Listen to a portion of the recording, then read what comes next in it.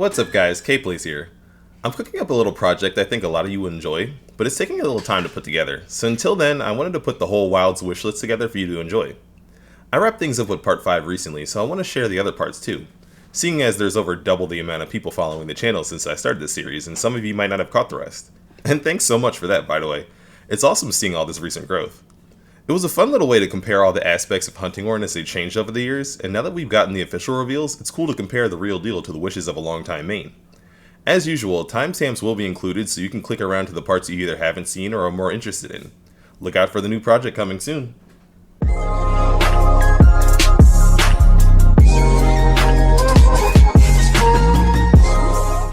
What's up guys, KPlaysHere. Time until we get more on Monster Hunter Wilds is still going way too slow. We're all probably itching for some new info, but I don't think I'm speaking from too much of a bias when I say that suspense is probably hitting us Hunting Horn users the hardest. Why? Well, because we kinda have no clue how our weapon is going to function in the future. Where most other weapon users are just wondering what new moves and mechanics they'll get added in, we don't even know which version of Hunting Horn they'll be adding onto in the first place. It's all because of that redesign that came out of the blue in Rise. Weapons usually don't get messed with multiple times in a generation like that, much less that extensively, and when they do, it tends to stick. For example, every moveset got revised between 2nd and 3rd gen, and those new versions became the new baseline every weapon uses to this day. You really don't see anybody longing for the days where things were more clunky, super simple, and less streamlined. More recently, Bo's moveset got totally revised in World, and from what I see, that went over relatively well. So well, in fact, that Rise built from that new baseline so it looks like it's here to stay. That's exactly what makes Hunting Horn's situation so odd. We got a redesign in Rise literally right after getting a pretty significant mechanical overhaul in World, and the reception wasn't nearly as positive as it usually is in these situations. For every player that loves the new mechanics, there's a player with mixed opinions about the changes and another that absolutely hates them. That probably puts the devs over at Capcom working on Wilds Hunting Horn in a bit of a bind. Who do they cater to? The new and existing fans that love the makeover? The disappointed older fans that'd rather have a return to the old version? Maybe they'll try to please both and create something that's a fusion of both. Personally, I'd be happiest with that third option, because after I weigh what we have here, my preference over which we should see it in Wilds is pretty much... Both is good. I see both sides of the argument.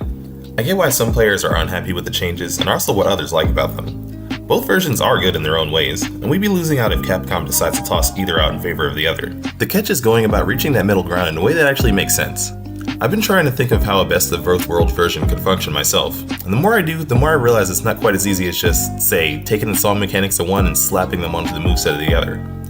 Rise and World Hunting Horn are still similar in some ways, but very, very different in others, so there's a risk of certain things clashing if you combine them just any old way. Since we'll be in the dark on how they'll be handling things in the official game, I thought it'd be fun to pass the time by trying to build the Hunting Horn I like to see and share it with all of you. I'd originally planned to do this all in one video, but I've had so much to say on just the intro to the topic alone that I think it'd be best to break it up into a series of videos instead. I feel like the best way to split this up would be to tackle the basic components one by one: the regular moveset, the song mechanics and recital moveset, and its identity in the game and weapon roster. Basically, what makes Hunting Horn Hunting Horn. Before we get into the real details though, we need to look at the versions we currently have to work with. As we break those down, we'll see the pros and cons of each and how they would complement each other in our hypothetical third version. World gave us something I like to call the best of the old school version of Hunting Horn, combining everything we've seen before with some nice new mechanics to tie it all together. Other than the ability to hilt stab after moves as a note shortcut, we have the same classic moveset we've been building on since Portable 3rd. Unlike a lot of other weapons, Hunting Horn is free to do almost any move in any order, which really helps with stringing the other notes and cracking monster skulls at the same time in the most efficient way possible. World added some nice extra complexity to the equation when you factor in all the tweaks to the song mechanics. The biggest by far was the song queue, which stored the last 3 note combos you put together. These can either be saved for later use, stacked to get multiple buffs at a time per recital, or used sort of like ammo for recital attacks, which became more damaging with the new sound waves added to them. Increased mobility during recitals and the ability to roll cancel really helped when it came to mixing songs into combat. The final product was a weapon that looked deceptively simple on the outside but had a lot of technical depth to the gameplay when you really got into it. The word methodical comes up a lot when people describe World Hunting Horn, and I can't agree more. When you get into your groove, pun fully intended, hunts become a dance of throwing out a swing or two between dodging monster attacks, all while managing your song queue and looking for the perfect moment to land a hefty recital encore combo. Iceborne 3 added another tool into our kit with the Echo attack, a rapid hitting spin that made room for Elemental Hunting Horn to compete with our usual raw damage builds. It also gave us Echo Note songs, which could either be a higher damage sound burst or buffing clouds that you could leave for other players to walk through. With 2 more songs added to every horn, song lists grew up to a max of a whopping 10 songs. But fortunately, World had already added on-screen song lists you could use as a cheat sheet, so memorizing combos became a thing of the past. The on-screen song list also doubles as a handy way to keep track of which buffs you have active. They really thought of it all. It's funny just how much Hunting Horn got between the base game and the expansion, because looking at the weapon trailer receptions back then, people were kinda underwhelmed. Not much of the deeper aspects really came through with what we were shown, just a couple of haphazard swings and the general message of, hey, this weapon is the support class of the game. Do you hear that? The support class, online only. Part of that is mostly due to the fact that most of Hunting Horn's style comes out when you see used by an experienced player rather than it being an inherently flashy weapon. But you also have to consider that it's a mechanics heavy weapon as well. It's a bit hard to show everything under the surface in just a 30-second to a minute trailer format.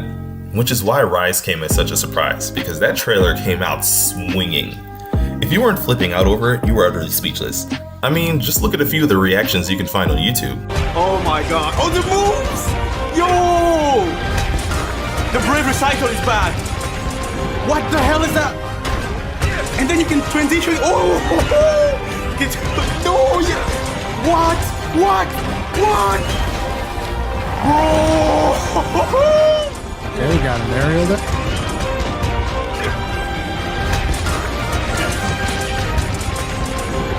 What the hell is that?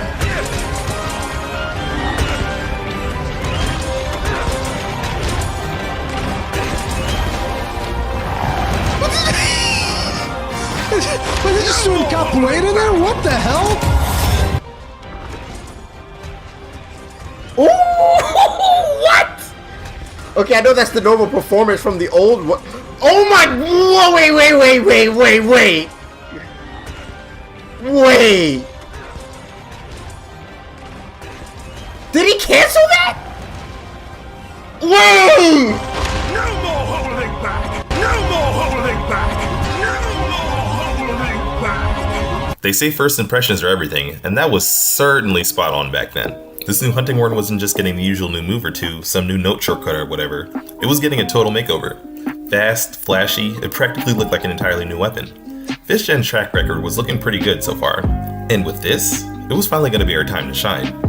Or at least that's what it looked like at first. Well, to be fair, by the time we got the most recent weapon usage rates for Sunbreak, we did triple our numbers from Iceborne. But that's hardly the popularity boost we were initially expecting.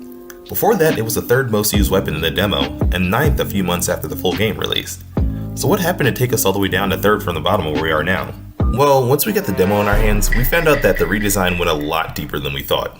The new moveset was definitely fast and flashy. Moves flow together a lot smoother, allowing for a more combo-heavy playstyle shift.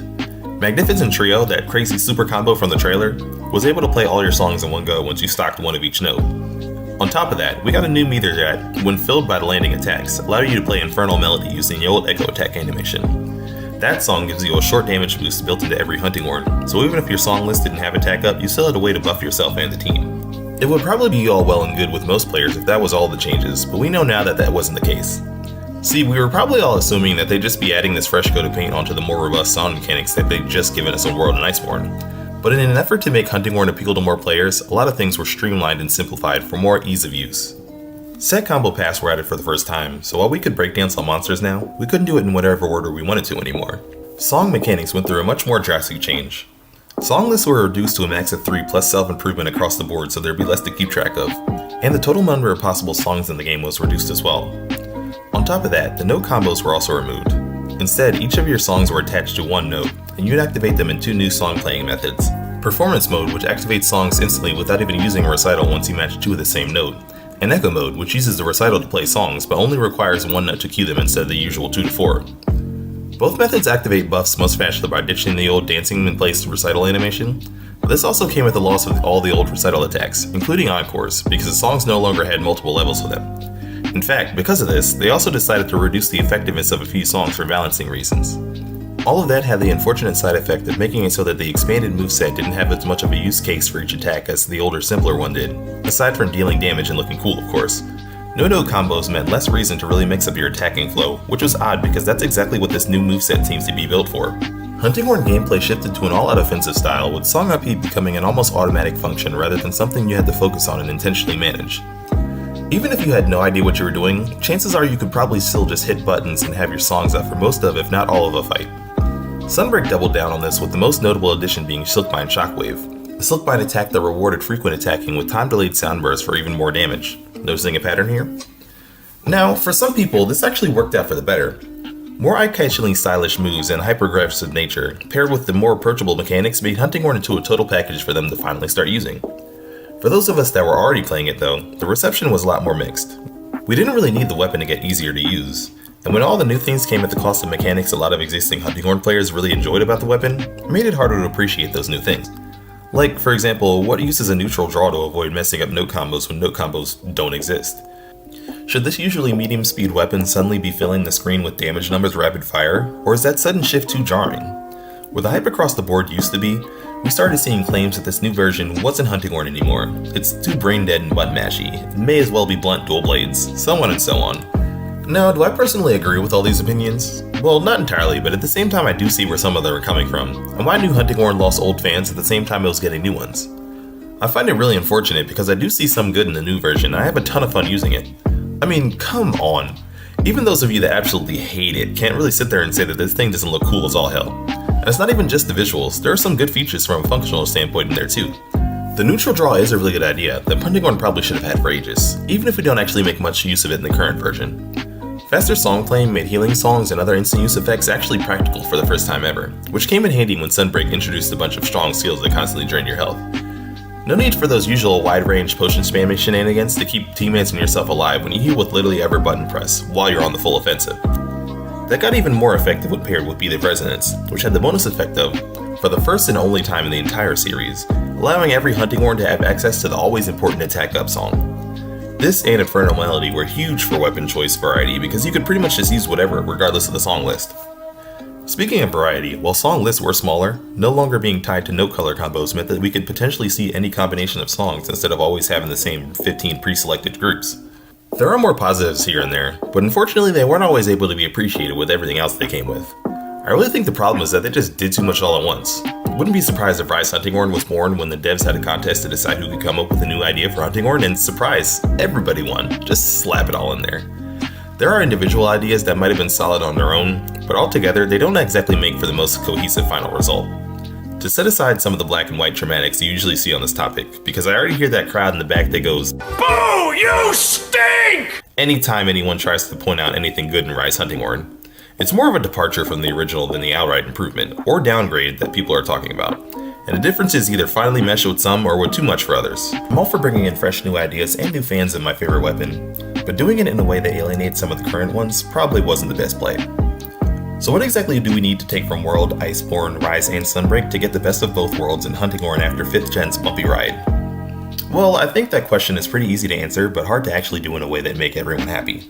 There seems to be a general consensus that something as close as possible to World song mechanics are the way to go. With my past Hunting Horn experience making those pretty much second nature, I'd be fine with that, but at the same time we did see that simpler made for a positive change for some players. Now that they've gotten a version of Hunting Horn they enjoy, I wouldn't want to alienate them any more than I would want to ignore the longtime users. I'm sure that even the best of us can remember being frustrated with memorizing note combos or getting out a song without being trampled by a monster. No, playing Hunting Horn isn't rocket science, but I think it's safe to say that it's not one of the easiest to pick up and master either. We don't want to cater to one group at the expense of another. That'd just be making Rise's mistakes but in reverse. A mechanic with just as much depth as before, but with a few streamlining features in place to make things easier should be doable. This is most likely what they had in mind with the redesign before things went overboard, by a lot, but there's definitely a more reasonable middle ground that can make everyone happy. As far as the moves go, I see where people miss the weight behind each swing because it's been a heavy weapon since the 2nd generation, but Rise doesn't exactly make the weapon as light as a feather either. The multi-hitting attacks still use the weight of the horn to carry it through its movements, it's just doing it with a little more flair. Pair that with all the added sound bursts and it gives the illusion of a lot more speed than what's actually there. Might still be jarring for some either way, but it's worth remembering that the portable team games tend to feel a lot more fast-paced. Get it into a main team game with more gravity to it, like Wilds will be, and the feel of the moveset will be a lot more fitting. At the same time though, I'm sure we'd all prefer to have new moves actually adding to the moveset rather than replacing chunks of it. We're going to aim to lose as little of the classics as possible while squeezing in the best of the new stuff, and adding in a few ideas of my own too. What's most important though is that no matter what we do, the result still needs to feel like Hunting Horn. There is some wiggle room to play around with when it comes to this, but the further you stray away from the key components, the more you risk losing sight of the original design. Some things are just too integral to a weapon's identity to phase out in the name of innovating. If we're lucky, Capcom will be operating on the same logic when they're building Wild's Hunting Horn, rather than just doubling down on Rise's redesign or scrapping it entirely due to the backlash in favor of a Worlds version. Hopefully, Hunting Horn will be MIA for most of the official news cycle like it was in Rise, so we'll be able to see it right away. But until that reveal comes around, let's have a little fun speculating on what we might see. In the next part after this, we'll be diving into building a hypothetical future moveset that combines the playstyles of both 5th gen versions, so stay tuned for that.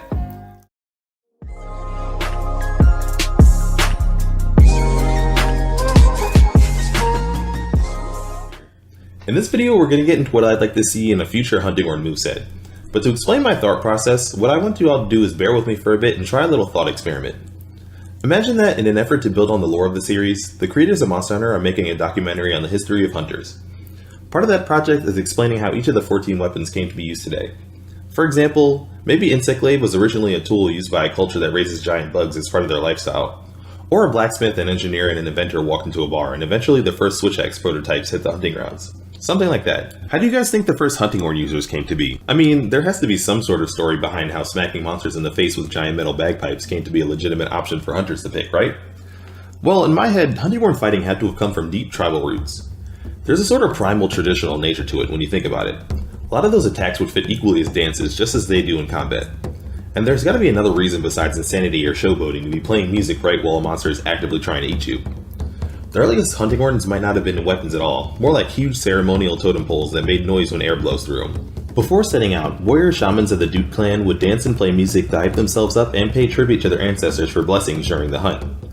Other hunter cultures would eventually come into contact with these people and, after seeing the results this morale-boosting tradition brought to the clan, probably ask questions along the lines of, "Hey, not to insult your practices or anything, and don't know if you guys noticed, but your instruments are freaking huge, and you almost took my head off with that last dance move.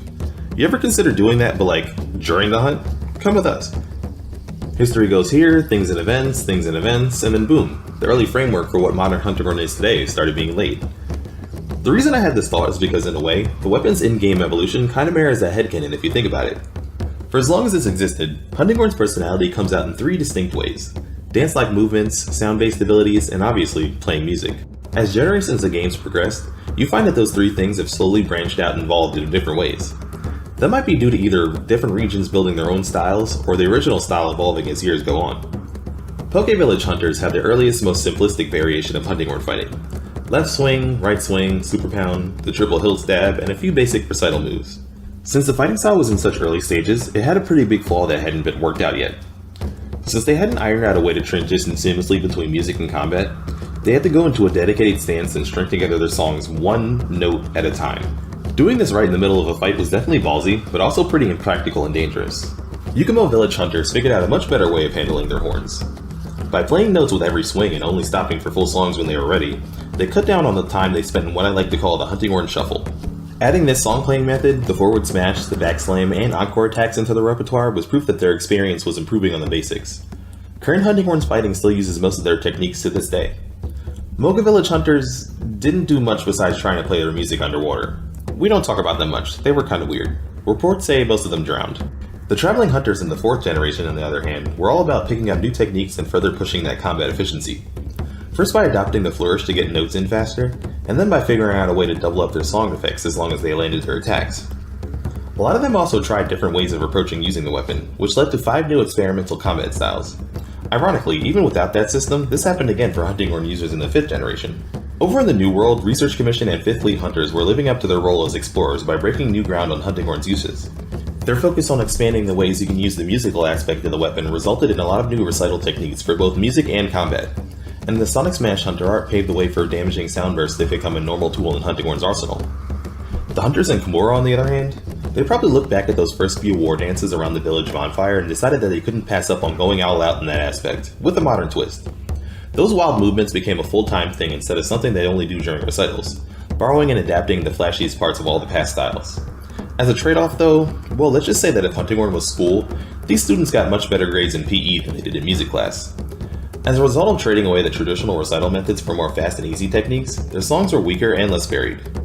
On top of that, swinging around such a heavy weapon so wildly meant that they couldn't mix up their attacks quite as freely or deliberately. Those things have weight to them, so there's a limit on how fast they can be moved without starting to lose more precise control.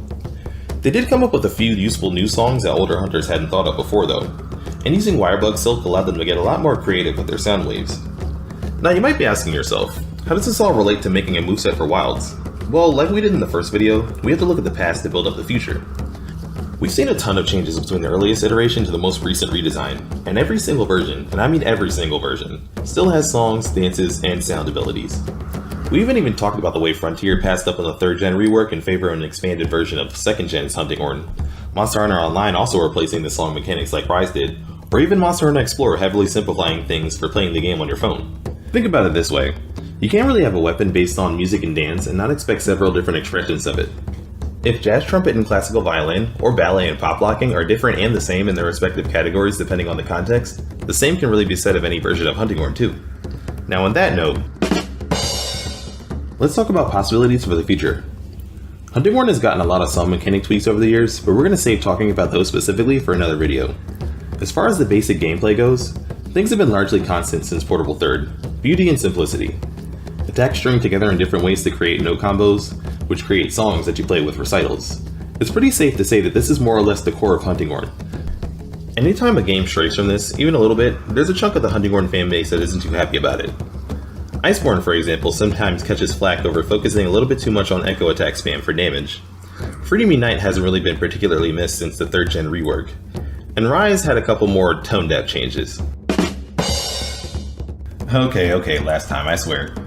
For a music-based weapon in a game like Monster Hunter that doesn't give you straight-up magic to use, I personally picture something more along the lines of the stylish new version we just got. But remember, we're talking strictly movesets here, not mechanics. Beating your enemies to the beat of your own music has to be an inherently stylish playstyle, and while you could snag a few cool moments with the older, more deliberate moveset, that came with practice rather than always being by design. We can't deny that the new version has a certain flair to it that just isn't there in any previous ones. On the other hand though, the quote-unquote new moveset actually isn't fully new, and for that matter, it's not much faster than the old one either. Most of the old moves are still there, and if you compare them side by side with World, they're identical in speed too. If you count the whole animations commitment, this goes for a lot of the new ones as well. What makes Rise feel faster is the fact that more often than not, you're hitting multiple times per button press, either with the actual swing or extra sound bursts. The Flourish has been doing the same thing since 4th gen, so that's not totally unheard of. A lot of people don't like how weightless this can sometimes make Hunting Horn feel though, and that makes sense. We can assume that there at least has to be a few hollow parts in them to make noise with, but horns definitely still have some mass to them, and you should absolutely be able to feel that while you're using them. If you're swinging something this heavy around, you're going to be regularly taking turns throwing your whole body into each movement and letting the momentum of that action drag you along through the ride. That lends itself really well to the dancing feel of the weapon, but the physical movement and the impactfulness both have to be there for it to all feel right together. If we go too heavy, Hunting Horn just becomes different hammer, and if we go too light, it becomes blunt dual blades. We don't really want either, especially since hammer also shows its extra weight by dealing more damage per hit. Hunting Horn doesn't hit as hard, and it really can if you're trying to balance the two, so naturally it should hit a bit more often instead. Sound bursts are a nice quick fix for this because they can add those quote-unquote weightless extra hits on top of weighty physical swings to increase Hunting Horn's attack frequency without making you feel like you're no longer swinging a heavy weapon, but we'll get to that in a bit. Speaking of the Flourish though, we can't talk old versus new without acknowledging the fact that Rise didn't just add moves, it replaced some. It hurts the free-flowing nature of the weapon to lose attacking options, and for that matter, to not have almost every option available at any point in the combo like it did before. I'd like to keep pretty much all our options in there, but the issue we run into is that there aren't quite enough buttons to give every attack an easily accessible input, especially if you add switch skills to the mix. Because of that, we have to make a few compromises. First, I'd make one of the few move replacements in my personal version and retire Forward Smash in favor of Crush. They have a near identical place in Hunting Horn's toolkit as a forward travel and gap closer, but Crush is an improvement in pretty much every way. Setting cool points aside for a second, the recovery on the animation is a lot faster, and more importantly, it allows you to change direction you're facing at any point during a combo. This makes it great for adjusting your positioning on the fly and linking together moves. As long as gameplay encourages you not to spam the same moves, and motion values are balanced so it doesn't become literally every other move you do, I think this change will work out for the better. Next, even though I said that Hunting Horn being able to use almost any move at any time is a key feature of its gameplay, we're going to cheat a little bit and add combo paths. Don't worry though, they won't be nearly as set as Toad as Rises. Think more like accessing the echo attack in Iceborne. Starting with World's moveset as a base, after any attack you'll be able to hold back plus an input to use a shortcut move. To keep the animation transitions consistent and to keep a new Rise move, this will be either a hilt stab if the last attack would have ended with your horn on your shoulder, or a kick up if it ended with your horn on the ground. After that, neutral and or forward inputs would allow you to use typical old school moves, but another back input on the other hand would give you the Rise moves instead. For both function and style reasons, I'd probably choose multi-crush for note 2 and double swing for note 3. Apologies to anyone who likes melodic slap. It doesn't really do anything for you for how awkward that animation is. Note 1 would be the only exception without another move, since you need your inputs free to be able to do a crush in any direction.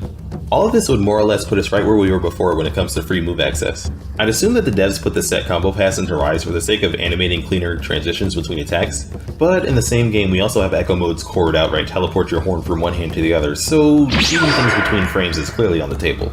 Alternatively though, we could also make knowing which moves combo together cleanly part of mastering this new version of Hunting Horn. Following momentum on your swings would make moves flow, fighting it would make them slow. Be formless, shapeless, like water. A perfect example of this in World would be the difference between doing a forward recital on its own or linking it straight out of a ground slamming move. Old players want intricacy and new players want smooth comboing ability, well there's something for both groups to use. Lastly, I want to add something totally unique for the sound aspect.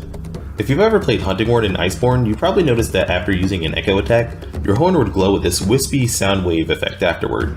Here's what I'm wondering though, am I the only one who caught on to the fact that this meant absolutely nothing? Back after the demo dropped, I thought maybe it had some sort of new special effect or damage boost or something while it was there, but no, it just kinda existed until you either played an Echo Note song or used enough regular attacks to push it out of your queue. It always bugged me a little that they added this and then made it a purely visual thing, and that the word echo at any time they've ever used it for Hunting Horn doesn't actually refer to actual echoes. So let's fix that, shall we? Enter the echo meter. This special mechanic will replace both the Inferno Melody meter on Rise Hunting Horn and the echo notes on Iceborne's. As you use certain specific attacks, the sound effects of your swings will either build or use up vibrations within your horn. Assuming that Wild's trailer theories are correct and the slinger is back, the left trigger will need to be free for using that, but there are still a few button combos available for some new tricks. Because it hasn't been repurposed enough already, left trigger plus X would be the echo attack, renamed to echo spin. To compensate for being able to be used more freely and to avoid it taking over Hunting Horn's damage output again, I'll probably lower the power on this a bit. Instead of adding echo notes like before, this move would build a small amount of your echo meter. All recital attacks would build up much more, with the exception of the left trigger plus A special recital, which we'll get into later. Aside from this, you can use up the meter in two ways, with echo waves or echoing strikes. Echo waves would essentially be Sunbreak's Silkbind shockwave effect for extra sound bursts on every swing, activating once you've filled the echo meter and slowly draining it with each sound burst until it's empty. Echoing Strike, on the other hand, would be a heavy attack that takes a chunk of the meter using left trigger plus A, and would temporarily transfer echoes to your target. This shakes monsters right down to their bones and causes them to bounce back the sounds of your recitals, replaying the song effect and hurting them in the process. You can choose to either use this effect for as long as it's up, or remove it with another Echoing Strike input. If you do, instead of using the first half of Earthshaker's animation, you'll use the second to do all the damage at once with a loud sonic boom. Basically, it's Earthshaker, Beat of Resonance, and Sonic Bloom all rolled into one move. The whole concept of sound as an offensive tool is a very unique thing for Hunting Horn, and it really grew with Silkbind attacks. This echo mechanic is basically going to be my way of future-proofing them for games without wire bugs. Without going in any further into the rest of the mechanics I have planned, this would pretty much be my dream basic Hunting Horn moveset. My aim here was to preserve as much of the old playstyle features and the new fanciness as I can, which will become really apparent in the next part. Fusing the old weighty and methodical freestyling with the new smoothly flowing combos allows you to be deliberate and precise or all out aggressive depending on the moment. Most importantly though, I'm putting a heavy emphasis on recitals being your main focus during combat. The combined moveset has decent attack variety, so you'll be able to stock notes exactly the way you want to, and with the echo meter providing a huge source of extra damage, you'll need to use your recitals wisely and frequently to keep it filled. How exactly will recitals work though in my version? Do I expect players of the KPlays Dream Hunting Horn to be constantly living in the Hunting Horn Shuffle? Or maybe spamming quick recitals like Rise and Sunbreak? Well, you'll just have to wait until the next part, won't you? There's a lot I want to go over there too when it comes to what we've seen so far and what I'd like to see, and I feel like even though they're also attacks, recitals are tied just a little more to the song system than they are to the basic moveset. Without knowing much about those though, how do you guys like what we got going so far?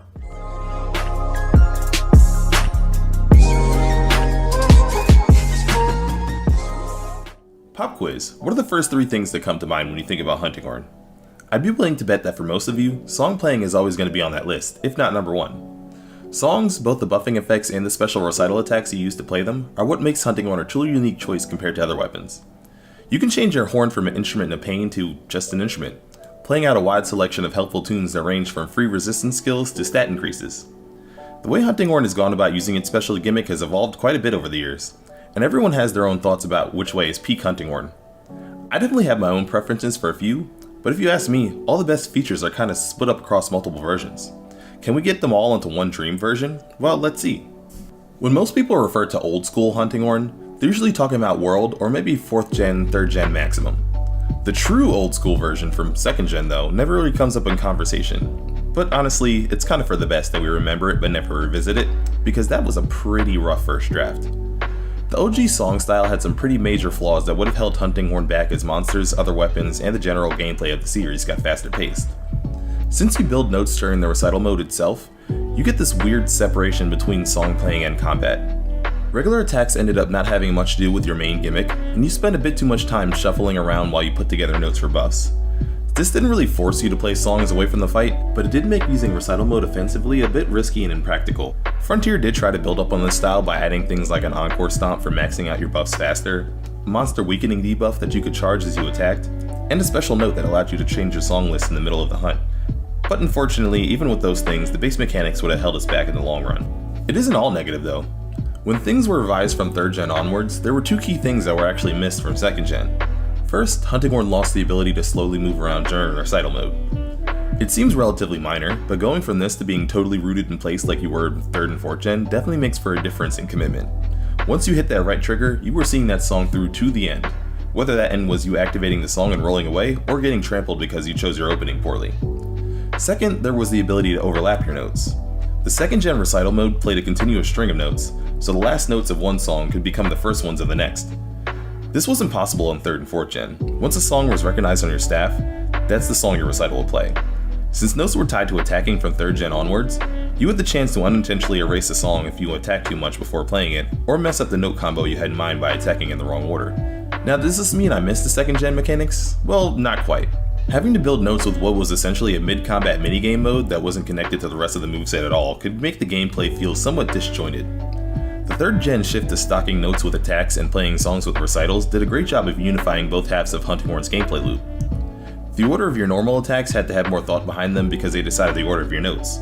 So if you spam moves at random or only use the high DPS combos like other weapons, well then no songs for you.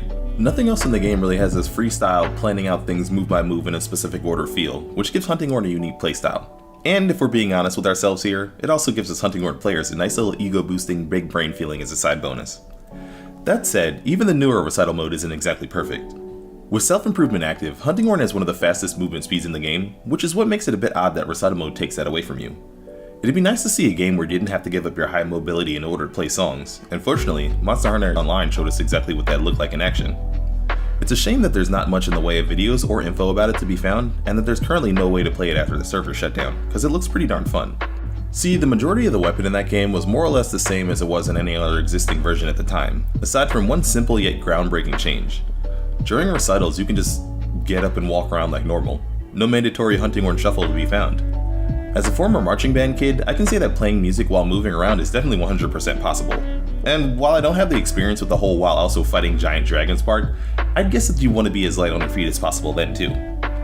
On top of that free movement, you also have the option to use a mid-recital flourish after or instead of an encore that lets you queue up another song.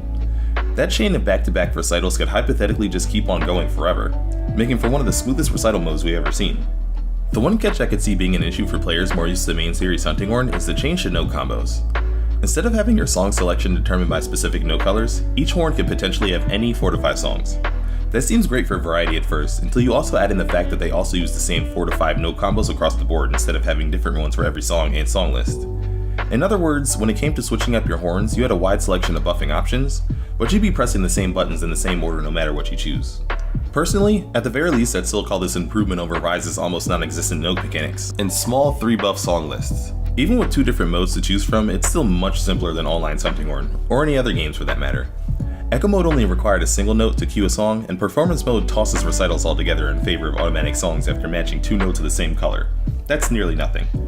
As much as I love being able to rapid fire out songs with the most recent redesign, Online is probably the simplest you could go with still keeping the essence of song mechanics intact. On the complete opposite end of the spectrum, World and Iceborne Hunting Horn are by far the most technically complex versions we've ever seen. The slow repositioning shuffle and overlapping notes between songs from 2nd gen were returned and repurposed to help with a new focus on recitals as your go-to offensive. In Generations, we could use double notes to replay the last song's effects as long as we landed every hit while stringing together notes of the current one, which obviously pushed you to be more aggressive for the sake of efficiency. In World, this was replaced with a song queue, which allowed you to store the last 3 songs you input notes for instead of just losing them entirely as you kept attacking. This mechanic had a lot more of a freestyle, do-you kind of feel to it, because you could utilize those stored songs for multiple different purposes.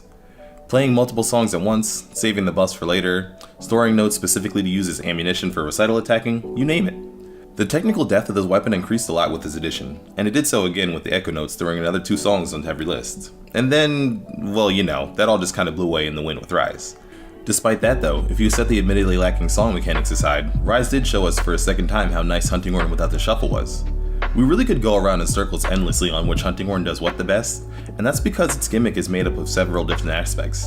No combos and how you string them together, the relative speed and aggression of your recital attacks, song variety, little techniques here and there for managing your buffs, so on and so on. When it comes to building a perfect recital mode and song mechanic, we're going to need it to accomplish a few things. It has to feel like it takes some deliberate thoughts and actions to it, but not so much focus that it takes you out of the fight every time you engage in the mechanics. Ideally, that means that recitals would end up being one of the biggest damage tools rather than just a buff activation button, and for that we could probably use a few tweaks to add some power to your chords. The normal moveset can't be forgotten either though, because again, if you're not stocking notes, you're not going to be playing any songs. With that said though, let's get into what I do. First things first, World Song Queue, easily one of the best things Capcom ever did for the weapon, so it stays. The Hunting Horn Shuffle though, yeah, that's gotta go. It's quirky, it's iconic and nostalgic, but when it comes to actual functionality, it doesn't really serve any purpose besides making recitals a longer break in the action when they should really be the action.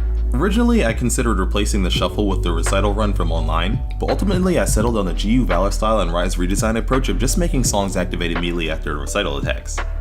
In both games, the transitions between regular and recital attacks was much snappier. Since we've already seen 2 official titles make this change, I see no reason why it can't just be the norm moving forward. The running recital would also be great, but it could also have the slight possibility of blurring the lines between Hammer and Hunting Horn with how much it resembles the charging stance. What I do want to borrow from that game though is the way you could string together notes between recitals to keep the chain going. The fancy 2 to 4 hit flourish that replaces normal attacking isn't really necessary for that. If you could just combo into regular attacks from recitals instead of always needing to roll cancel first, you could effectively accomplish the same thing. Expanding your options after a recital to include more than just the encore would fit Hunting Horn's freestyle attacking nature well. In fact, and I think this might be a bit of a hot take, I don't really even think we need encores anymore. If you think about it, Song Bus having multiple tiers has always been a bit redundant. There's rarely if ever a time you wouldn't want the full effect active for any given song, so they're really just an extra micromanagement step. The only exception that comes to mind at the moment is intentionally avoiding encoring health boosts so the timer wears off faster and you can use it as an emergency heal. Other than that, can you really think of any more reasons for them to be in? If not, there really isn't that much to lose by shelving them along with the shuffle now, is there? Rise did it, and while there was a lot of complaints there about that song system, I feel like taking just this and the fast recitals while also having everything else reset back to the old mechanics would alleviate a lot of the concerns. Landing a full recital and encore combo was one of Hunting Horn's biggest dopamine rush, max style points moments though, so we're not going to get rid of those entirely. After all, who says that encoring needs to be a feature for you to be able to get that payoff? With the song queue, you have up to 3 songs ready to play at any given time right there, so why not have that be your musical combo instead? If you have each recital after the first use a stronger and more aggressive attack, that'd give you the exact same feel as an old recital encore combo. You can even use the same animations, and with the full queue you even get to throw in an initial finisher. And of course you'd also be getting out 2 to 3 times the songs with each recital combo without having to sit in the shuffle for 2 to 3 times as long like in World. Same end result, but reach more actively and aggressively. As a side effect, this could add another layer to weapon choices and gameplay decisions too, since your efficiency with stocking notes would directly control how much you could use these combos. We're not stopping there though. No, we have a huge injustice to set right, because you see, Hunting Horn kinda got skipped over when Capcom was handing out counters left and right in the last game. Bow got Dodge Bolt, Hammer got Water Strike, Dual Blades got Shrouded Vault. Don't think we didn't notice not getting one just because we make up like 3% of the player base on a good day. What makes it worse is that the real life musical term counter melody is literally sitting right there, tragically unused for how easy of a pun it'd be. If Longsword could have no shield but get a different counter added to it every single game over the last couple years, Hunting Horn could get at least one, right? A Hunting Horn counter would be pretty easy to implement too. Thematically we wouldn't really be blocking with it, but we could dance out of the way of attacks while we play our songs. Generations Ultimate and Rise both shared a breakdancing dodge recital for that exact purpose, and there are a few recital mode moves that could be used to swing yourself out of danger. We can take things further than an attack with iframes and a few situational repositioning moves to make a proper counter mechanic. As long as you have at least one song stored in your queue, you can hit right trigger plus X to try for a counter melody using the breakdance or a quick slide to the left or right. Successful timing would reward you with a heavier follow-up attack that builds up a significant amount of the echo meter I mentioned in the last part of the series, and then lead into your new recital combo. All Recital attacks would do this of course, but since you'd be using the meter for a lot of various offensive sound abilities, landing counters during your Recital chain would be key for keeping this resource topped off.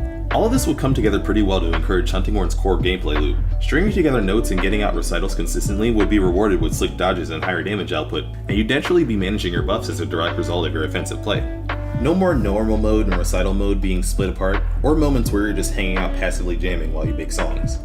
Everything you do will all flow together to create a single stylish and aggressive performance, and for the most part, it's accomplished without oversimplifying things like in Rise or Online. With this though, we're almost through my Wild's wishlist for Hunting Horn. It's been fun trying to build this thing up from scratch exactly the way I'd like to see it in the future. Next we'll have to get into what I want to hear. The general feel of the weapon definitely is important, but without the actual buffs themselves, we wouldn't really be playing Hunting Horn now, would we? Revising things in the song system has almost been more of a project than revising the moveset, honestly. You'll see what I mean in the next part where we'll be putting together our new hypothetical song selection for our new hypothetical moveset.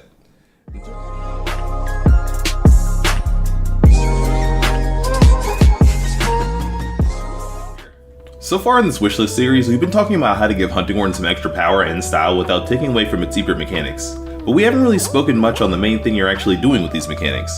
If you don't have the song buffs, all you really have is a long hammer with built-in noisemakers. So in this part, we'll be talking about those melodies that make Hunting Horn users a welcome sight in every hunting party.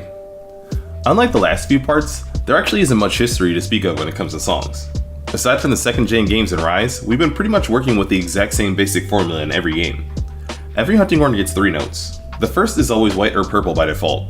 White for the easier but weaker early game songs, and purple for the stronger and more complex ones you see later on.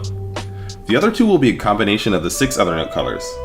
If we just count what can show up on the late game purple note song list, these combos could give your horns 1 of 15 total song lists, made up about 39 to 40 possible songs.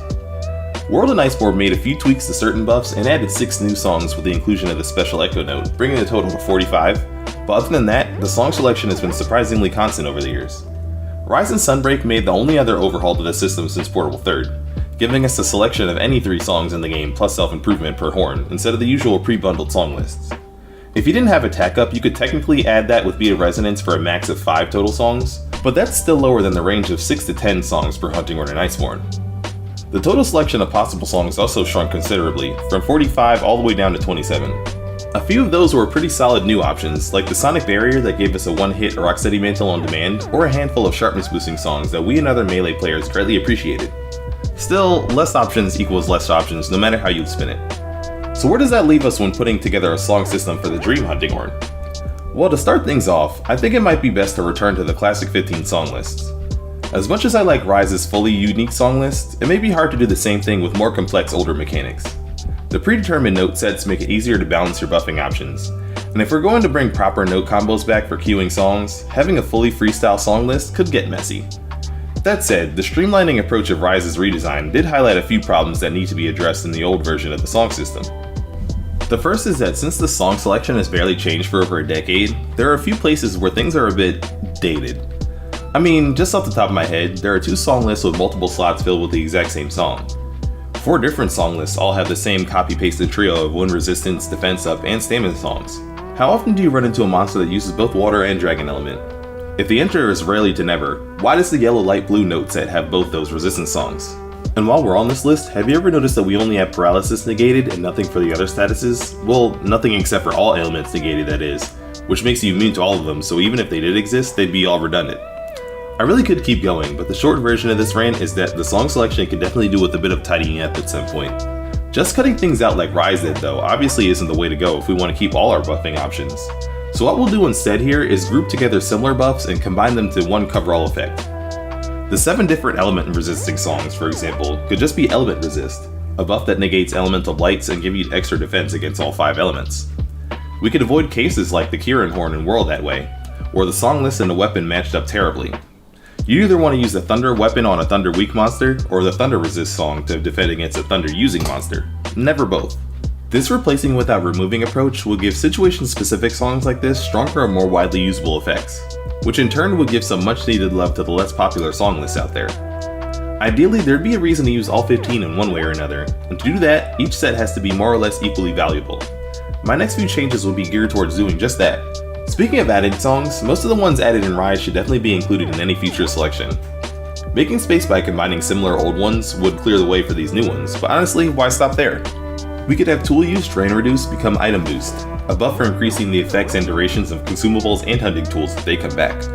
Attaching Spare Shot and Load Up effects to the Sharpness Use Reduced and Sharpness Extension songs respectively could give gunners a hand. KO Boost, Part Damage Increase, Charging Speed Boost. The possibilities are really endless, but I'll pause the creativity here just so I can show off some of my revised list as we go without getting too out of hand. On the topic of adding new things though, I did mention that I'd be swapping out the Echo Note mechanic for something of my own making in the last part.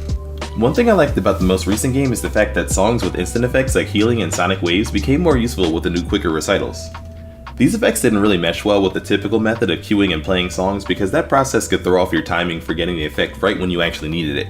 You want to use these effects more frequently and actively than the usual passive buffs, making them a pretty neat alternative way to use songs that I like to keep in my dream version. For that, I'd be adding a new recital that uses my echo meter mechanic, the echoing tone.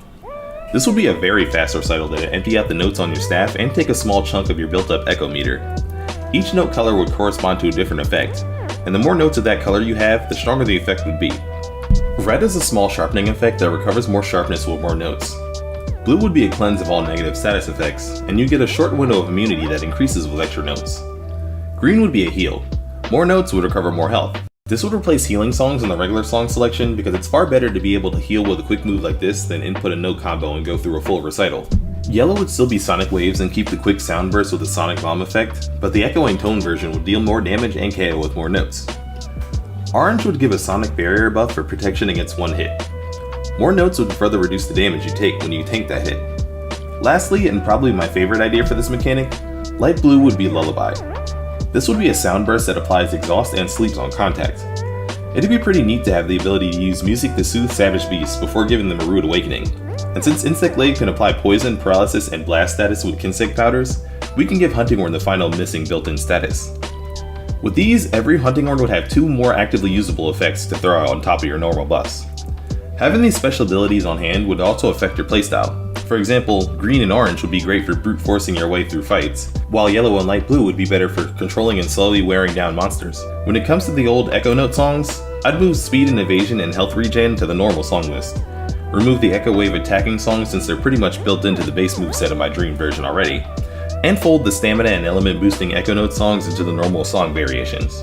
Now with this added layer to song mechanics making even your specific note colors important, we come to another small issue with the old style song system. I feel like we've all had moments where we passed up on an awesome visual design or a really good set of stats because the song list just didn't keep up with that hot streak. Or maybe it wasn't even necessarily a bad list, you just preferred that you had something else instead. Why not have the option to avoid that letdown? To do that, I'd add a mechanic I call tuning, based on Frontier's ability to use 2 different note sets during a hunt. For my version though, you do this in the weapon upgrading menu at the blacksmith instead, similar to how you can feed your Kinsect or swap out parts on your bowgun for customization. For Huntinghorn though, you'd be adjusting the pitch of your weapon, giving you the limited ability to change your song list by swapping the color of one of your notes.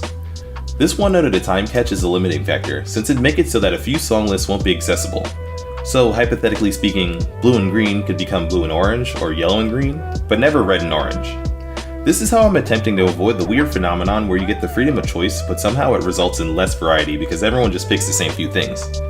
The 2 other times we were able to swap song lists, with the Rampage line in Rise and the Safi line in Iceborne, chances are you'd only see a tiny amount of what's actually available. In a perfect world with this tuning feature, any given horn would no longer be stuck with one specific song list, and when it comes to optimizing, you wouldn't be stuck seeing the same few lists either.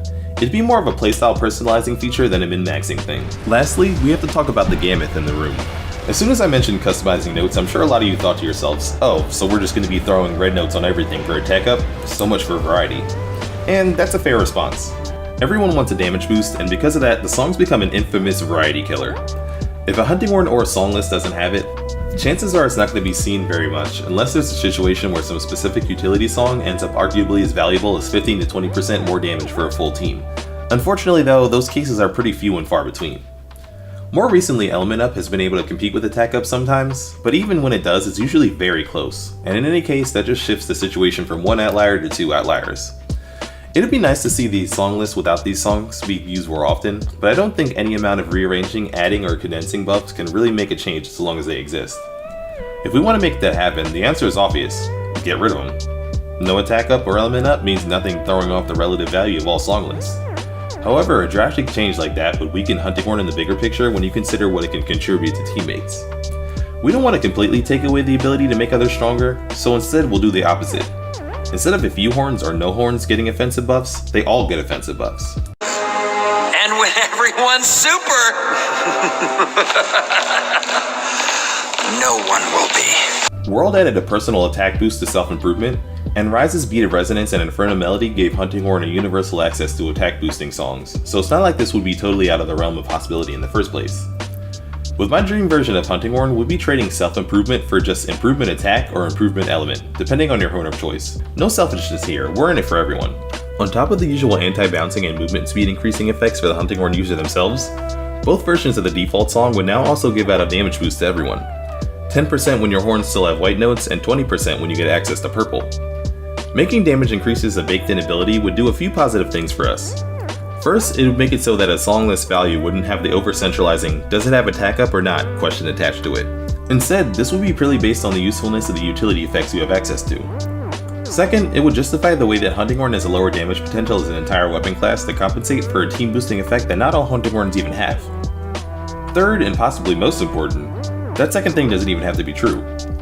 As with the most recent games, monster stats scale up depending on if you're fighting alone, as a pair, or in a 3 or 4 player group. We could have Hunting Horn's power scale in the opposite direction so that the less players you have with you, the more of the improvement songs would boost your damage.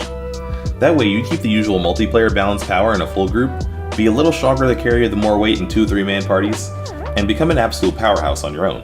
In other words, justice for solo Hunting Horn players.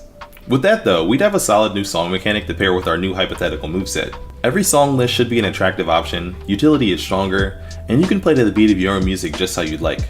Exactly how it should be. It's been really fun theory crafting things to make everything mesh together well.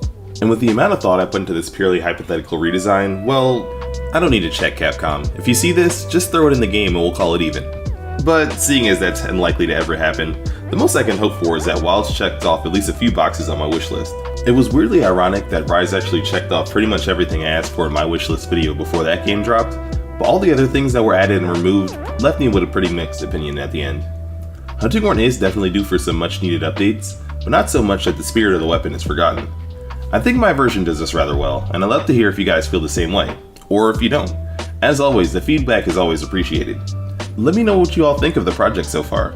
In the next video, I decided I'm going to do a little bonus part on where I'd like to see Hunting Horn fit in among all the other weapons in the roster.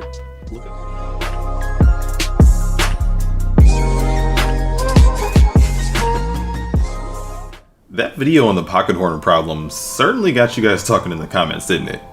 I mainly wanted to share my 2 cents on the current talking points involving Hunting Horn in the greater community, and I guess I really got the pennies flowing from the rest of you. Wasn't expecting that at all, but I guess I'm happy about it because the awareness and conversation about the topic is exactly what I wanted. Today though, we're going to bring it back to more positive predictions. I want to talk less about what I don't want to see happen in Wilds and more about what I do, because the state of the weapon going forward could look very different than it has in the past. If you guys caught the Wilds wishlist theories I started a while back, you'll know that I had quite the set of asks for Hunting Horn. If you haven't seen those or need a refresher, I definitely suggest giving them a watch because it is eerie how many things were either super close or spot on once we finally got the reveal more recently. I mean, let's just look at a few things really quick. A return to the old school song mechanics of World but with a faster, more aggressive approach of Rise? Check. A sound damage based offensive mechanic? Check. A counter option for the moveset? Check. While I might not have been a straight up psychic mind reader to get everything 100% right, what we're getting definitely aligns with the design approach I wanted to see. That's mainly why I decided to hold off on putting up this final part until we got our first look at the basic tools we'll have to work with.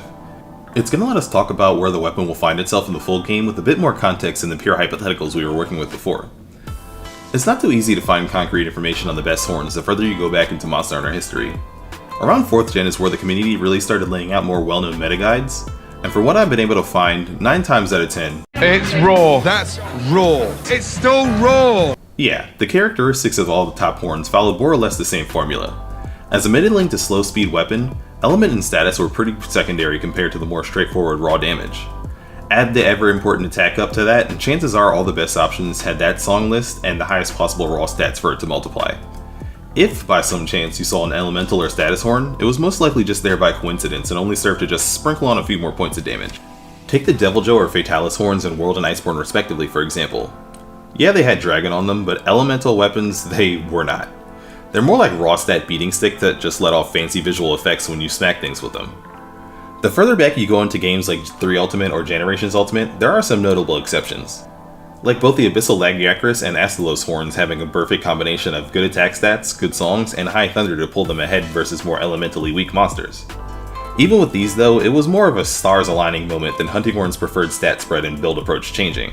Using a raw focused weapon makes for a reasonably straightforward approach to the game. Said building becomes a lot easier when you can just build for one solid beating stick and then take on any monster you come across. No need to know what their weaknesses are and find the appropriate setup to best match that and maximize your damage potential, which most players kinda liked. Less farming, less research, less set swapping. Easy street. For me though, needing to build more sets and weapons just means more monster hunting, and I like maxing out as much damage as I can.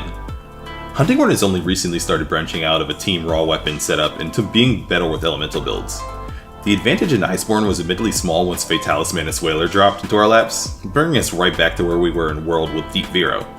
Ridiculously good stats compared to everything else makes horns like that kinda hard to beat. It took elemental horns with even better stats, a fast hitting move with a new echo attack, and a bunch of strong elemental boosting skills to push another meta to the top. The same thing played out in Rise and Sunbreak, but this time Element had a clear and significant lead thanks to Silkbind Shockwave and the new moveset. That combination effectively made Hunting Horn a much faster hitting weapon than it had ever been before. It may sound like I'm talking up Elemental overall here, and well, I kinda am. I really like the added variety you get out of having to match your gear to attack specific monster weaknesses, especially when, with Hunting Horn, it also has you using a wider selection of song lists. No more throwing a horn in the bin if it doesn't happen to have attack up. We saw elemental attack up horns, some healing ones, some utility and defensive ones. It was pretty nice. I wouldn't mind it if we kept the trend going in Wilds at all, but I think we sometimes forget that there's a third option: status horns. The best of those are essentially spicy raw weapons, dealing damage through your attack stat alone while also steadily applying special effects to monsters. Putting them to sleep, poisoning, paralyzing, and blowing them up. These are rarely the best of the best for any weapon type because in order to compensate for those special abilities, you're missing the extra damage that elemental weapons get and usually have lower attack than the pure raw weapons as well.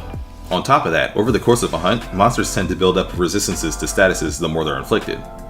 There are some exceptions with good enough stats to make status an advantage more than a trade-off, like the Gold Rathian weapons in early Iceborne, well, for every weapon besides Hunting Horn, or some blast weapon or another, but for the most part they end up being somewhat gimmicky. Unless you're playing a ranged weapon, that is. Then you can just pop out multiple statuses easy and swap right back to top tier damage. I'm not salty, you're salty. But this isn't always the case. On the crafted weapon side in 4 Ultimate, Onyx Terpsichore was in neck and neck with Makam's Sedition for the hardest hitting horn in that game. While the status was pretty low and it was rare you'd rock a monster to sleep more than once with the moveset we had to work with in that game, it was one of the few times we ever seen a status weapon be a top choice for us. Stronger but less common due to the sometimes rough times of RNG drop farming were the relic weapons. My 3DS and 4 Ultimate save were lost to time somewhere, but I do have some fond memories of pinning down monsters back to back with stuns and max paralysis. Before then, in 3 Ultimate, Slime almost barely counts because it was broken when it was first introduced, but 4th and 5th gen both had several good blast horns for stacking on that little bit of extra burst damage with added on explosions. Most recently, we have probably one of my favorite examples, the golden beauty that was Taroth Pipe's sleep in World of Iceborne. This amazing bagpipe was blessed with a ridiculous amount of sleep for the powerful raw stats it was rocking with, thanks to the requirement of it needing free element to unlock. Some might say that it made it even more effective to run with elementless decorations for even more straight raw power. I say elementless who? It's monster nap time. Who needs a few more digits worth of damage per hit when you could have constant chances to bounce monster heads off walls and set up max power impact Deca Wave wake-ups instead? So yeah, element would be great, status would be really great, but what would we need to make those happen? Well, it comes down to 3 things: number distribution, attack rate, and gear options. The first might sound a little complicated, but it's really simple. Basically, when your weapon hits a target, what is the attack coded to do? Every attack deals raw damage, but the additional multipliers for element and status will determine how good each is for a weapon. For example, Elemental Hunting Horn was strong in Sunbreak because the extra hits from Silkbind Shockwave have a whopping 1.5 extra elemental damage multiplier compared to normal attacks. On the flip side, status didn't benefit nearly as much because it didn't apply any at all. Which is a shame because it could have been really useful when it came to our second factor, the attack rate. Generally, meaning aside from any weirdness with damage multipliers, the more often a weapon hits, the more element and status it applies. Iceborne and Sunbreak both displayed this by shifting the Hunting Horn meta to elemental just by starting with adding more frequent hits to its moveset. If you line it up right, the Echo attack could hit up to 5 times where most other moves would have just landed once or twice. And the Silkbind Shockwave just doubled up Hunting Horn's attack speed overall with delayed sound waves. On the status side, this would also be important because status is applied on roughly 1/3 of all your attacks, so obviously the more attacks you land, the faster you would be able to build towards an application. Lastly, there's the gear. As long as there are options with high element and ways to stack on a lot more, you've got a good chance at an elemental meta. Iceborne allowed for just that with several different element boosting set bonuses, on top of having some horns with really good stats and access to element boosting songs. Sunbreak gave us more or less the same, just with a lot more powerful endgame skills in place of set bonuses. Status, on the other hand, usually ends up just being built like raw weapons with maybe a few points in status attack up. But Sunbreak did throw us a bone by adding a few skills that benefit this type of playstyle for melee weapon users. Foray allowed you to deal extra damage to poison or paralyzed monsters. Build-up boost increased your damage even more than on hits that applied status, which after activating status trigger with a successful dodge could be all of your hits. Slap in Adrenaline Rush for a further attack boost after a dodge, and Blade Scale Hone to keep up your sharpness, you were really cooking. Before these, the only status related skills we got were the ones for higher status build-up, nothing to actually make the weapons themselves stronger. That's why, aside from a few exceptional options, they tended to lag behind in the damage department. If we keep these and or maybe get some more, builds for status weapons could be decent contenders. All we'd need then would be options with good stats, and we're golden. Now, I've already mentioned why I like the elemental focus for Hunting Horn, and honestly, this would be the best case scenario for its damage potential in the long run. We could get the numbers and the attack rates in our favor if all the extra sound damage attacks in the wild moveset have non-zero multipliers like most did in World and Iceborne. If we get that, all we'd need is skills and good weapons to be up and running. So why keep bringing up status? Well, consider Hunting Horn's role in this game. As Monster Hunter's resident team benefiting, multiplayer thriving weapon, it'd be nice and fitting to take this route and have it double as the game's best buffer and debuffer. While you boost yourself and your teammates, you'd also be weakening monsters in more ways than normal, whether it's by dealing extra chip damage with Blast, slowly draining health with Poison, giving 3 attacking windows with Paralysis, and setting up moments for perfect burst damage with Sleep only to have some random player waste it because they just won't stop attacking. Sorry, a bit of multiplayer flashbacks there. Where were we? Oh yeah, Hunting Horn is a debuffer. Barring any new songs or sound abilities for this purpose, this would help set Hunting Horn apart in a neat way. It already has KO and Exhaust going for it, so why not add a few more things? Of these, Poison and Exhaust are probably the weakest, so if we were to go down this route, I'd probably like to see those buffed in some way. There are a few monsters like Legiana and Kushala de Aura that are especially affected by poison, to the point that it makes them fight as if they're actively sick and or shuts down their abilities, which would be cool to see more often. Exhaust is famously rarely seen because of the way Rage Mode shuts it down and Elder Dragons aren't affected by it, but whenever you do see it, it has a notable impact. Monsters are left panting and drooling, stumbling over themselves, and failing to properly use their special attacks. If Hunting Horn could actually excel at this, it'd be an even more welcome sight in teams. And of course, this isn't just for team play because Hunting Horn isn't just for team play. Its reception in the community and results in solo would benefit as well. You can't apply status if you aren't consistently attacking, which would in turn encourage a more active offensive role over a more passive support mindset. No corner horns or pocket horns if Hunting Horn becomes well known for its monster locking crowd control abilities. Plus, with Echo Bubbles giving us a lot of damage potential if we keep monsters near them, and some good burst damage in Echo Wave songs and Earthshaker, we definitely benefit from having multiple ways to ensure that we have a stationary target to wail on. Win-win no matter what gameplay setting you're in. To round this all out, we have to talk about where I'd like to see Hunting Horn rank among the other weapons. And surprising exactly no one, it's not anywhere near 12 to 14 out of 14. Should it be a top 5 weapon? As much as I'd love to see that, probably not. Not with all the built-in utility or my hopes for it being a strong status option. But bias aside of course, I kinda feel like there's more room for it to rise up in the ranks a bit. During Gamescom, the developers and some people in the know have said that there are plans in the works to bring Hunting Horn's damage potential more in line with other weapons. But with the addition of Echo Bubbles, which are such a massive buff as well, you need to, if you're actively using the Hunting Horn, you've got this incredibly, as you said, you can put 3 down there, and it not only adds to your DPS against the monster, but these buffs, like the one that we had in the build here, gives you evasion and movement speed. So, you know, it's not, you know, it's something you can absolutely main and do incredible stuff with. This is great news because it kind of feels like Hunting Horn's offense has never really been a main focus until now. This is most likely an answer to it no longer having sole access to its own abilities, which would make sense. Like I said in the last video, if Hunting Horn isn't the only weapon using song buffs, it shouldn't be the only thing balanced for song buffs. Where exactly it'd fit among the other weapons I don't quite know at the moment, but consider this. If things stay the way we saw them in the demo, Hunting Horn has potential to do some crazy damage compared to everything else it could put out before. With one noticeable catch. Bubbles are everything. Crazy sentence, yeah, but it's kinda true.